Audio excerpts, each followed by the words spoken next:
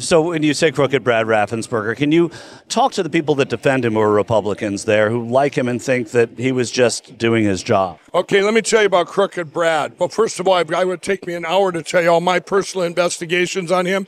He said, and we have it on tape, he said Donald Trump won the election on the morning of the 4th. He said there's no way you can catch up with what's left to count. All of a sudden, they come up with 200,000 ballots or whatever it was, and then they say, and Brad changes it. He goes, well, he lost. Everyone's going, well, you said it was impossible. Explain this. He never did. The perfect call the president made to him, this is what I looked at. The president had a list in front of him and said all dead people that voted, all people that didn't live in Georgia that voted, minors that voted. I mean, the list was this huge list in front. They came from Brad Raffensperger's office. If you remember what the president said, just give me any two of these. Find any two. I lost by 11,700 votes.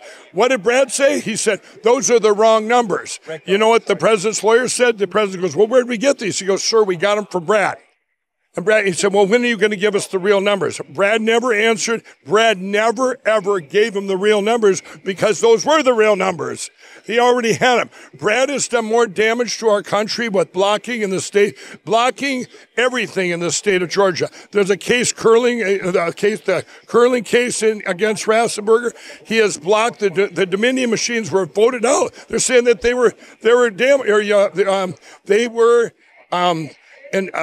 you couldn't use them. That's basically what Georgia said. They were illegal to use. We can't use these vulnerable machines. They did anyway. And so Brad's done a lot of things that's horrible. If the election were to come in on Tuesday and it's not as good for Republicans or it's much better for Republicans, are we in a place now where we accept the results of these elections around the country? We never, ever, ever should accept another election or any election that's came out of a computer or machine. We've proven that. No judge has ever looked at any of the evidence so far in this country. They've kicked the can for a thing called standing.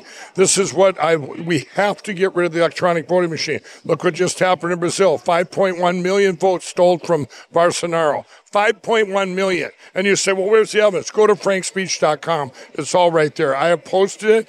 And what I'm hoping at this election, people have asked me, well, Mike, if the Republicans win, are you going to give up on this machine stuff? No, absolutely not. I was asked that after the election by Jimmy Kimball.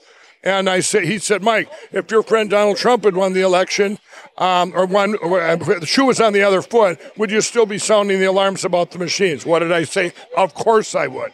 I will never back down. And how's that fight going, though, Mr. Lindell? It's going great, actually. We have the court ruled, all the evidence I have, which is in came from Dennis Montgomery. You can go check out DennisMontgomery.com.